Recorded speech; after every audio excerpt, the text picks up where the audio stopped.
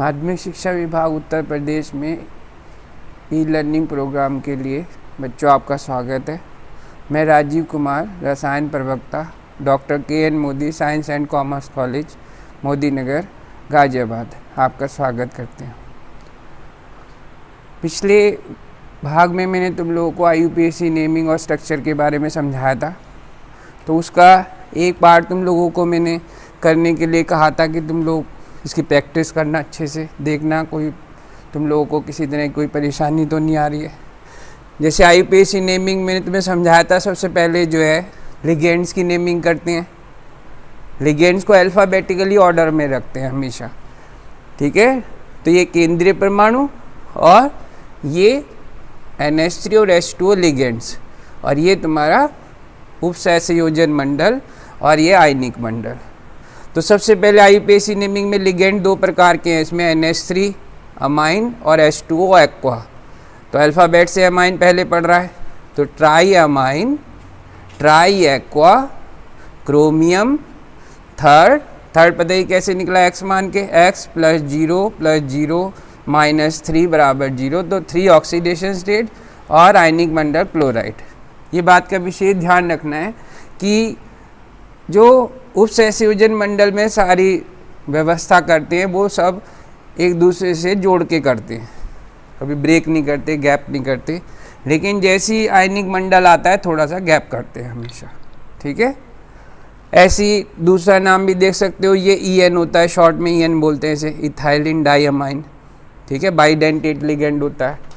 और इसका नाम पढ़ें तो 3 है, तो ट्रिस बोलते हैं इसे, ट्रिस इथेन 1,2 डाइअमाइन कोबाल्ट।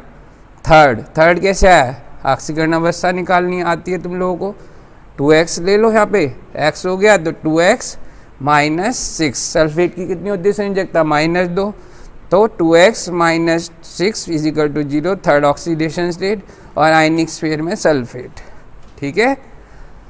ऐसी तीसरे वाले में क्या है, 2 कोऑर्डिनेशन स्फीयर है, यानी उपसहसंयोजी मंडल धनात्मक भाग भी है और ऋणात्मक भाग भी है। मैंने बताया था तुम्हें जो कॉम्प्लेक्स भाग होता है उसको विशेष चेक करना है तुम्हें कि वो धनात्मक है, ऋणात्मक है, उदासीन है। अब इस वाले में दोनों में ही धनात्मक और ऋणात्मक दोनों, जबकि पहले वाले जो उदाहरण पढ़े हैं दोनों में धनात्मक संकुल आयन है, ठीक है। तो इसका नाम पढ़ेंगे क्या होगा, डाइअमाइन सिल्वर फर्स्ट, क्योंकि धनात्मक भाग में है तो सिल्वर पढ़ेंगे। वहीं ऋणात्मक भाग में है तो उसे लैटिन में अर्जेंटेट यानी ATE लगा के पढ़ेंगे, और ऑक्सीडेशन स्टेट दोनों की फर्स्ट रहेगी। इसी तरह से तुम लोगों को मैंने करने के लिए दिए थे क्वेश्चंस, ये करा दिए थे, मुझे यकीन है तुम लोगों ने ये होमवर्क में ये क्वेश्चन कर लिए होंगे। ये डायग्राम है ऑप्टिकल आइसोमेरिस का, जो हम आज पढ़ाएंगे तुम्हें। इसमें डायग्राम से साफ दिख रहा है तुम्हें कि मिरर इमेज आती है, 3 डायमेंशनल मिरर। अगर बीच में मिरर लगा दें तो उसकी हमेशा non super impossible mirror image रहती है। ये डायग्राम से ये शो हो रहा है। आज जो तुम लोगों का टॉपिक है, एक तो समावयवता का टॉपिक है भाग 3 में, और दूसरा जो है उपसहसंयोजन यौगिकों में आबंधन यानी बॉन्डिंग डिस्कस करना। तो सबसे पहले बॉन्डिंग में भी हम 3 तरह की थ्योरीज एक्सप्लेन करेंगे, जिसमें भाग 3 में वर्नर्स थ्योरी, फिर अगले भाग में तुम्हारी वैलेंस बॉन्ड थ्योरी, क्या बोलते हैं वैलेंस को, संयोजकता आबंध, और इसे क्रिस्टल फील्ड थ्योरी यानी क्रिस्टल क्षेत्र सिद्धांत। तो ये तीनों थ्योरी, सबसे पहली थ्योरी वर्नर्स थ्योरी है जो इस भाग में हम डिस्कस करेंगे। समावयवता क्या होती है, आइसोमेरिज्म। आइसो मीन सेम, 2 या 2 से अधिक यौगिक जिनके क्या समान रहते हैं, रासायनिक सूत्र समान रहते हैं, लेकिन परमाणु की व्यवस्था भिन्न होने के कारण उनके भौतिक और रासायनिक गुणों में क्या होने लगती है, भिन्नता आने लगती है, यानी वो अलग अलग बिहेवियर शो करते हैं। 2 तरह के त्रिविम और संरचनात्मक। जो त्रिविम होती है स्टीरियो, कौन सी समावयवता होती है, जिसमें लिगेंड्स की, जो धातु आयन और धातु परमाणु से जो लिगेंड्स क्या होते हैं, उदासीन अणु या ऋणावेशित आयन, उनकी व्यवस्था 3D व्यवस्था में अंतर रहता है हमेशा। जब 3D व्यवस्था में अंतर होता है तो समझ जाना वो स्टीरियो आइसोमर्स कहलाते हैं। तो स्टीरियो आइसोमर दो प्रकार के होते हैं, ज्यामिति और ध्रुवण। ध्रुवण को प्रकाशिक भी कह सकते हैं। यानी एक तो हो गया तुम्हारा ज्यामिति समावयवता और एक हो गया ध्रुवण समावयवता। तो सबसे पहले ज्यामिति समावयवता, ज्योमेट्रिकल आइसोमेरिज। ज्योमेट्रिकल आइसोमेरिज जो है वो कोऑर्डिनेशन नंबर 4 में और कोऑर्डिनेशन नंबर 6 में, यानी उपसहसयोजी संख्या 4 वाले यौगिक और उपसहसयोजी संख्या 6 वाले उपसहसयोजी यौगिकों में यहाँ पर एक्सप्लेन करेंगे। तो ये ध्यान रखना है तुम्हें कि अभी ये 4 वाले बता रहे हैं जिनकी उपसहसयोजी संख्या कितनी होती है, 4। उपसहसयोजी संख्या क्या बताती है, ये बताती है कि उसके साथ यानी जो लिगेंड्स हैं वो धातु के साथ कितने टाइप के कोऑर्डिनेशन बॉन्ड बना रहे हैं, हाउ मेनी कोऑर्डिनेशन बॉन्ड। उपसहसयोजी बंधों की संख्या को बताती है। तुम लोगों को पहले भी मैंने बता दी ये वाली बात, आज फिर रिपीट कर दी। तो सबसे पहले MX2L2 टाइप के, तो जिसका उदाहरण क्या है, जिसका उदाहरण है PTNH32Cl2। ठीक है, तो इसमें दो फॉर्म होती है, सिस फॉर्म और ट्रांस। समपक्ष, यदि एक जैसे लिगेंड एक तरफ रहते हैं तो समपक्ष फॉर्म, और अगर एक दूसरे के विपरीत होते हैं तो विपक्ष फॉर्म यानी ट्रांसफॉर्म होती है। तो जैसे PT है, 2 Cl एक तरफ कर दिए, दूसरी तरफ 2 NH3 कर दिए तो सिस फॉर्म हो गई है। और अगर आमने सामने कर दो तो ट्रांसफॉर्म हो गई, विपरीत यानी उसके। और ये मैं बताया था मैंने कि बहुत इंपॉर्टेंट कंपाउंड है जो समपक्ष रूप रहता है, सिस्प्लेटिन के नाम से जानते हैं। जब एप्लीकेशन बताएंगे मेडिसिनल केमिस्ट्री में तो समझाएंगे कि सिस्प्लेटिन का उपयोग कहाँ किया जाता है। सिस्प्लेटिन का उपयोग एंटी ट्यूमर एजेंट में, यानी जो ट्यूमर की जो कोशिकाएं हैं उसको कम एक्टिव बनाने के लिए, उनको नष्ट करने के लिए इसका उपयोग किया जाता है। ठीक है, ऐसी जो है चारों लिगेंड्स अलग अलग हों जब भी बन सकती है ये वाली आइसोमेरिज। चारों में 3 आइसोमर्स बन सकते हैं। कैसे बनाओगे 3, एक को स्थिर कर लो अपनी जगह और तीनों को एक एक बार रिपीट करो, तो 3 तुम्हें ज्योमेट्रिकल आइसोमर्स मिलेंगे अगर चारों लिगेंड्स अलग अलग हैं। ऐसी कोऑर्डिनेशन नंबर 6 में देख सकते हो तुम लोग, CONH34Cl2+, टेट्रा, एक तो अमाइन आ रहा है, क्लोराइडो आ रहा है, तो tetra amine dichlorido cobalt third ion. तुम देखोगे दोनों Cl एक तरफ हैं, इसलिए कौन सी फॉर्म है, सिस फॉर्म, और अगर आमने सामने हो जाए तो ट्रांसफॉर्म हो जाती है। ऐसी तुम लोग जो है इस वाले में EN वाले में भी बना सकते हैं, EN वाले में भी बाइडेंटेड लिगेंड्स में भी बन सकती है वाली आइसोमेरिज। और एक टाइप की होती है Me3B3, यानी इसमें होती है फैक और मर। फैक का मतलब क्या होता है, फैशियल, यानी एक अन्य प्रकार की ज्यामितीय समावयवता पाई जाती है यदि एक ही लिगेंड की 3 निकटवर्ती दाता परमाणु अष्टफलक के कोनों पर स्थित होते हैं, तो उसे कहते हैं फेशियल। यहाँ दिखा रखी है, देखो एक आइसोमेरिज जो तुम्हें एग्जांपल में बताया था मैंने, COCl2En2+, कितना इंपॉर्टेंट कंपाउंड है। एग्जाम में, बोर्ड में, कंपटीशन में सबसे ज़्यादा कंपाउंड आता है ये वाला।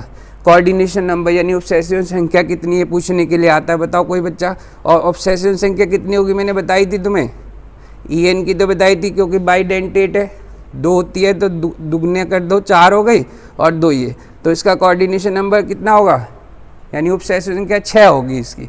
और बनाने का तरीका वही है, Cl तो एक दंतुर है तो एक एक जुड़ जाएंगे, EN बाई दंतुर है 2 N से जुड़ेगा, ऐसे यहाँ पे 2 N से जुड़ेगा। तो ये होगी तुम्हारी सिस फॉर्म, दोनों Cl एक तरफ हैं। और अगर Cl आमने सामने हो जाए तो ये ट्रांसफॉर्म हो जाती है। ऐसी तुम्हें वहाँ पे मैंने जो है कहा था कि फैक में तीनों कोनों पे रहते हैं जैसे लिगेंड्स, जबकि मर में क्या होता है, 3 दाता परमाणु अष्टफलक के ध्रुववर्त पर स्थित हो। ये ध्रुववर्त पर यानी 2 ऐसे और एक उसके सामने, 2 ऐसे और एक उसके सामने। तो फैक और मर जो है केवल Me3B3 टाइप में ही बनती है, याद रखना। बोर्ड में भी आ जाता है क्वेश्चन, Me3B3 की ज्योमेट्रिकल आइसोमर्स बनाओ तो फैक और मर ही बनानी है, फेशियल और मेरिडियनल। ये बात ध्यान रखने की है। एक दो क्वेश्चन ऐसे भी आ जाते हैं जो थोड़े रीजनिंग टाइप के होते हैं, जैसे कि बताइए कि ज्यामितीय समावयवता जो है चतुष्फल की आकृति में क्यों नहीं होती है, जो स्क्वायर प्लानर में क्यों होती है, वर्ग समतलीय में क्यों होती है जब कोऑर्डिनेशन नंबर 4 होता है। तो चतुष्फल की आकृति में इसलिए नहीं रहती क्योंकि लिगेंड की व्यवस्था सम्मित रहती है, यानी उसकी पोजीशन में बदलाव होने पर कोई प्रॉपर्टी में बदलाव होना संभव नहीं है। यानी एक तरह से कह सकते हो सम्मित व्यवहार रहता है उसमें। लिगेंड एक दूसरे से एक इक्वल डिस्टेंस पे रहते हैं, चतुष्फल के रूप में रहते हैं। इसीलिए जो है याद रखना कोऑर्डिनेशन नंबर 4 में किस आकृति में पॉसिबल है ज्यामितीय समावयवता, वर्ग समतलीय में, यानी स्क्वायर प्लानर में पॉसिबल है। और कम चारों लिगेंड एक से होने पे भी पॉसिबल नहीं होगी, 3 लिगेंड एक से होने पे भी पॉसिबल नहीं होगी अगर कोऑर्डिनेशन नंबर 4 है।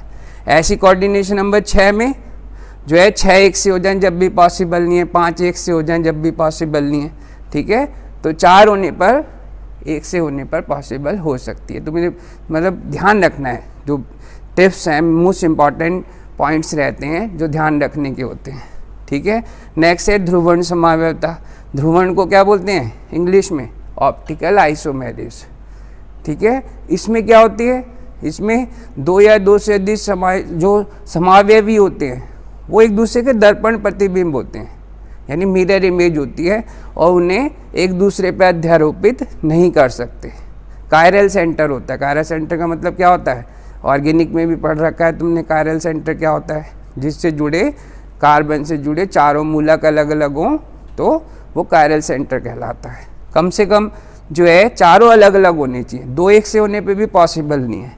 तो याद रखना इसमें 2 फॉर्म रहती है, एक डी और एक एल। वे यौगिक जो समतल ध्रुवीय प्रकाश को घड़ी की दिशा में घुमा देते हैं, जिसे डी फॉर्म बोलते हैं, डेक्स्ट्रो रोटेटरी, उसे बोलते हैं हम डी आइसोमर। और जो घड़ी की दिशा के विपरीत घुमाते हैं वो क्या कहलाते हैं? L isomer, laevo rotatory. तो कहना 2 तरह के आइसोमर रहते हैं, डी और एल। किससे नापते हैं ध्रुवणता को? पोलैरीमीटर से। पोलैरीमीटर से नापा जाता है इसको, ठीक है। अब जैसे हम तुम लोगों को एग्जाम्पल बता रहे हैं, मोस्ट इंपॉर्टेंट एग्जाम्पल है COEN3 3+। तो EN वही तुम लोगों को पता लग गया, बाइडेंटेट है। क्या नाम है EN का? Ethane 1,2 diamine. कितनी डोनट साइड्स होती है इसमें? 2। कोऑर्डिनेशन नंबर कितना हो गया इस कॉम्प्लेक्स आयन का? 6, ठीक है। अब तुम्हें इसका ऑप्टिकल आइसोमेरिज शो करनी है, तो 2N से एक सेंट्रल मैटर जुड़ेगा। ऐसी एक लिगेंड में 2N से एक सेंट्रल मैटर, दो लिगेंड के 2N से एक सेंट्रल मैटर जुड़ेगा। तो इस प्रकार अगर तुम यहाँ मिरर रख दो तो EN की पोजीशन ऐसे एक दूसरे के क्या हो जाती है? ऑपोजिट हो जाती है। यानी ये दोनों एक दूसरे के क्या हैं? प्रकाशिक समावयवी हैं, ध्रुवण समावयवी हैं, ठीक है। ऐसी PTCl2 EN2 2+ में देखोगे तुम लोग, अगर तुम इसकी संरचना बनाओ तो तुमने स्टीरियो आइसोमर्स भी बनाए हैं। इसके कौन कौन से बनाए हैं? एक सिस फॉर्म और एक ट्रांसफॉर्म। तो जो सिस फॉर्म है उसमें पॉसिबल है ऑप्टिकल आइसोमेरिज। क्यों? सिस फॉर्म में जो है एक दूसरे का दर्पण प्रतिबिंब बनना संभव है। लेकिन अगर तुम ट्रांसफॉर्म की बात करो, इसके सामने मिरर रखो, तो क्योंकि सम्मित नेचर है इसकी, सिमिट्री है इसके अंदर, तो सम्मित होने की वजह से इसमें ऑप्टिकल आइसोमेरिज पॉसिबल नहीं है, क्योंकि इसमें समतल ध्रुवीय प्रकाश के प्रति व्यवहार चेंज नहीं होता। ऑप्टिकली इनएक्टिव कहलाते हैं कंपाउंड। तो यानी ध्यान रखना है ज्योमेट्रिकल आइसोमर में कौन सा शो करता है optical isomerism? Cis form. Transform में ऑप्टिकल आइसोमेरिज पॉसिबल नहीं है। क्यों नहीं पॉसिबल है? क्योंकि ट्रांसफॉर्म की सम्मित नेचर होती है, जिसे आज सिमिट्री बोलते हैं उसे। तो सिमिट्री होने पर ऑप्टिकल आइसोमेरिज होना पॉसिबल नहीं होता है। आगे समझ में बात तुम्हारे? फिर से अच्छी तरह से ये कंपाउंड मैंने तुम्हें बताया, दोनों कंपाउंड मोस्ट इंपॉर्टेंट है, इसको अच्छे से तैयार करो। अब तुम्हें संरचनात्मक समावयवता की बता रहे हैं, संरचना में जिसके अंतर होता है। जैसे सबसे पहली है बंधनीय समावयवता, यानी लिंकेज आइसोमेरिज। लिंकेज आइसोमेरिज में क्या होता है? बॉन्ड ऑफ अटैचमेंट का चेंज होता है, यानी जो लिगेंड डोनेट कर रहा है सेंट्रल मेटल को, उसका रिलेशन है। यानी एक समझ लो मोटी सी बात कि जो उभयदंती लिगेंड होते हैं, यानी कौन से बोलते हैं उन्हें? उभयदंती का मतलब क्या होता है? उभयदंती वो लिगेंड होते हैं जिनकी दोनों साइड इलेक्ट्रॉन युग्म दान करने के लिए मुक्त रहती है। जैसे CN है, NO2 है, SCN है। तो तुम लोग एग्जाम्पल देख सकते हो, CONH35NO2Cl2, ठीक है। तो इस यौगिक का क्या नाम पढ़ेंगे हम? पेंटामाइन नाइट्राइटो N कोबाल्ट 3 क्लोराइड। अगर तुम्हें इसका लिंकेज आइसोमर बनाना है तो नाइट्राइटो एन कहेंगे इसमें। फिर से बता रहा हूँ, पेंटामाइन नाइट्राइटो एन से डोनेट कर रहा है ना यहाँ पे, nitrito N cobalt third chloride. अगर तुम्हें इसका लिंकेज आइसोमर बनाना है तो क्या चेंज करोगे, जहाँ पे NO2 लिखा हुआ है वहाँ पे ONO कर दोगे बस, और नाम क्या चेंज होगा, pentaammine nitrito O cobalt third chloride. बहुत इंपॉर्टेंट है, मोस्ट इंपॉर्टेंट क्वेश्चन है। कई बार कहते हैं बताओ इसका जो है बंधन समावयव बनाइए और उसका IUPAC नाम लिखिए। तो तुम्हें क्या करना पड़ेगा लिंकेज आइसोमर बनाने के लिए, NO2 की जगह ONO करना है बस, और नाम पढ़ते टाइम क्या करना है, नाइट्राइटो N बोल रहे थे NO2 में तो, क्योंकि डोनर साइट N है, वहीं ONO में डोनर साइट O हो जाएगी। ठीक है। उपसंयोजन समावयवता, कोऑर्डिनेशन आइसोमेरिज। इस समावयवता में क्या होता है, धनायनिक और ऋणात्मक यानी जो ऋणायनिक उपसंयोजन होते हैं उसमें मध्य लिगेंडों का अंतर परिवर्तन होता है, यानी लिगेंड्स का इंटरचेंज होता है कोऑर्डिनेशन स्पेयर में। समझ में आ गई बात, जिसमें दो कोऑर्डिनेशन स्पेयर होंगे यानी धनात्मक और ऋणात्मक, जब भी ये पॉसिबल है। जैसे इसमें किस में पॉसिबल है, यानी जो एम्बीडेंटेड लिगेंड है उसमें पॉसिबल है, एम्बीडेंटेड होना जरूरी है लिंकेज के लिए। वहीं इसके लिए दो कोऑर्डिनेशन स्पेयर यानी उपसंयोजन मंडल धनात्मक और ऋणात्मक दोनों होने चाहिए। अब जैसे इसका नाम पढ़ेंगे, क्या नाम होगा इसका, CONH36CrCN6 ये है। तो हेक्सामाइन कोबाल्ट थर्ड हेक्सासाइनाइडो क्रोमेट थर्ड। तो तुम देखोगे यहाँ पर ये धनात्मक पार्ट है यानी ये कैटायनिक भाग है, ये एनायनिक भाग है कॉम्प्लेक्स का। तो एनायनिक होने की वजह से मेटल के साथ क्या लगता है AT, तो क्या नाम हुआ हेक्सामाइन कोबाल्ट थर्ड हेक्सासाइनाइडो क्रोमेट थर्ड। अब तुम्हें इसका कोऑर्डिनेशन आइसोमर बनाना है तो क्या चेंज करा, कोऑर्डिनेशन आइसोमर बनाने में हमने चेंज कर दिया, ऐसे CR यहाँ लिया है CO यहाँ लिया है। ठीक है। तो लिगेंड का अटैचमेंट अलग अलग हो गया मेटल के साथ, जो लिगेंड CO के साथ जुड़ा हुआ था वो लिगेंड CN के साथ आ जाता है। समझ में आ गई बात। तो अब इसका नाम पढ़ें तो क्या होगा, हेक्सामाइन क्रोमियम थर्ड। अब क्योंकि ये पॉजिटिव कॉम्प्लेक्स में है मेटल इसलिए क्रोमियम आएगा, लेकिन कोबाल्ट चला गया निगेटिव कॉम्प्लेक्स में तो क्या होगा, हेक्सामाइन क्रोमियम थर्ड हेक्सासाइनाइडो कोबाल्टेट थर्ड। तो इम्पॉर्टेंट बात क्या है, बस केवल दो कोऑर्डिनेशन स्पेयर होते हैं इसमें, यानी उपसंयोजी मंडल धनात्मक और ऋणात्मक दोनों रहते हैं इसमें, और लिगेंड्स का इंटरचेंज रहता है।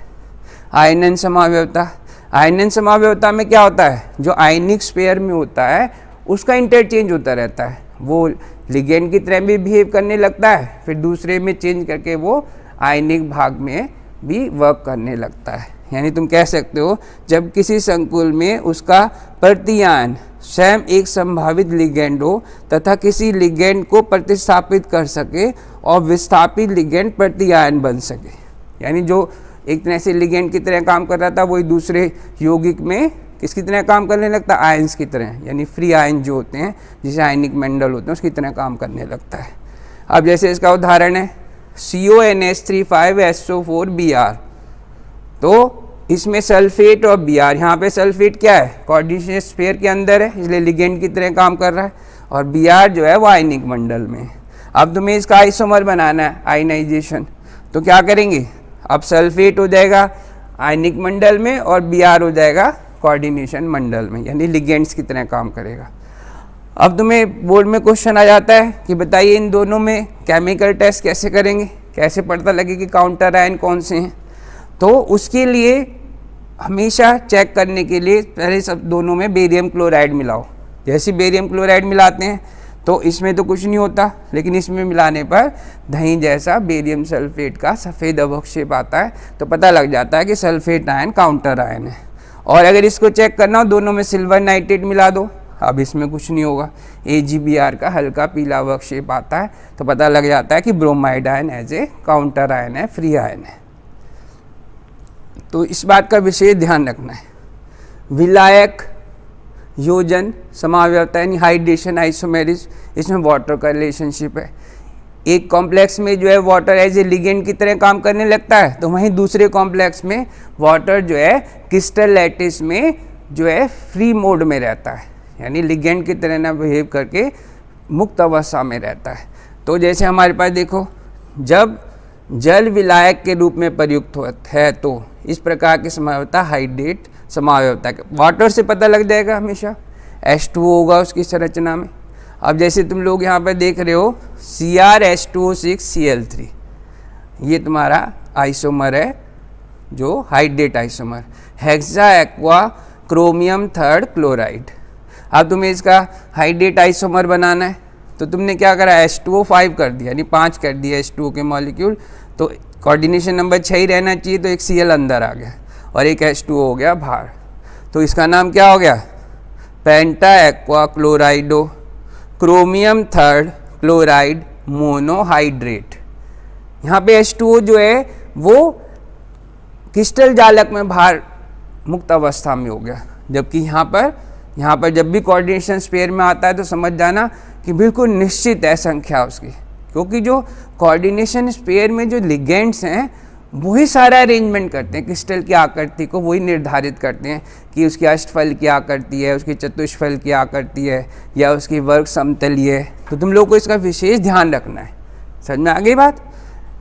नेक्स्ट, ये तुम लोग को एग्जाम्पल्स मैंने बताया, इनको समझाई दिया है मैंने सारे। अब मैंने तुम्हें बताया था जो बॉन्डिंग है, जो बॉन्डिंग होती है कोऑर्डिनेशन कंपाउंड में, उसमें सबसे पहले वर्नर्स ने बताया है, वर्नर्स ने समझाया है जो कोऑर्डिनेशन कंपाउंड में जो बॉन्डिंग होती है उसकी जो बेसिक नॉलेज है। उन्होंने बहुत सारे कंपाउंड भी बनाए हैं, उनकी विशेषताओं का अध्ययन किया है, भौतिक और रासायनिक गुणधर्मों का अध्ययन किया है, तो बहुत सारे निष्कर्ष निकाले हैं। लेकिन सबसे इनिशियल थ्योरी है, इन्होंने बताया था कि उपसहसंयोजक यौगिक में धातुओं की 2 प्रकार की संयोजकताएं होती हैं। ठीक है, एक होती है प्राथमिक संयोजकता प्राइमरी वैलेंसी, और एक सेकेंडरी वैलेंसी।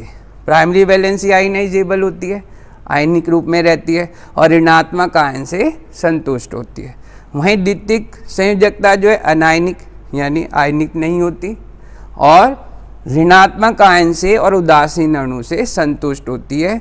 और एक और बात है, ये जो सेकेंडरी वैलेंसी है ये कोऑर्डिनेशन नंबर यानी उपसहसंयोजन संख्या को भी बताती है। और क्या खास बात है, उसकी ज्योमेट्री निर्धारित करती है, उसकी ज्यामिति निर्धारित करती है कि अष्टफल की संरचना है या चतुष्फल की संरचना है या वर्ग समतलीय संरचना है। तो ये बहुत इंपॉर्टेंट बात है कि 2 तरह की वैलेंसी है, प्राइमरी जो आयनाइजेबल है, सेकेंडरी वो नॉन आयनाइजेबल है। प्राइमरी ऑक्सीडेशन स्टेट को बताती है, सेकेंडरी कोऑर्डिनेशन नंबर को यानी उपसहसंयोजन संख्या को बताती है, और उसकी ज्योमेट्री निर्धारित करती है, यानी वो किस तरह की उसकी ज्यामिति है, अष्टफल की ज्यामिति है, चतुष्फल की है या वर्ग समतलीय है। अब तुम लोगों के पास इस वर्नर्स ने कुछ यौगिकों का देखें, उनकी जो विशेषताएं, उनके गुणों का अध्ययन करा। जैसे पहला यौगिक उन्होंने लिया है COCl3 6NH3, ये है। तो इसमें क्या हो रहा है, इसमें 6 तो जो है उसकी सेकेंडरी वैलेंसी को बता रहा है, यानी NH3 के अंदर 6 हैं, ये सेकेंडरी वैलेंसी को इंडिकेट कर रहा है। और जो 3 Cl हैं वो उसकी प्राइमरी वैलेंसी को बता रहे हैं, यानी प्राथमिक संयोजकता को।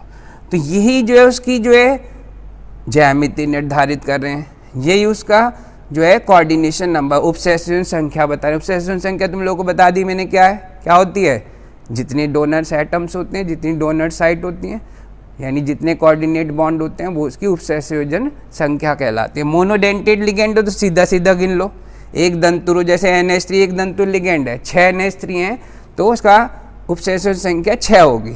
तो अगर तुम इसकी संरचना देखो पूरी लाइन से जो दिखा रखी है ये तुम्हारी द्वितीयक संयोजकता दिखा रखी है, और जो डॉटेड दिखा रखी है वो तुम्हारी प्राथमिक संयोजकता दिखा रखी है। और एक और बात, अगर कई बार बोर्ड में कंपटीशन में एग्जाम में भी क्वेश्चंस आ जाते हैं, अगर इस यौगिक को तुम लोग जो है सिल्वर नाइट्रेट्स के साथ ट्रीट करोगे तो कितने मोल कंज्यूम होंगे, how many moles of AgCl produced when silver nitrate is treated with this compound.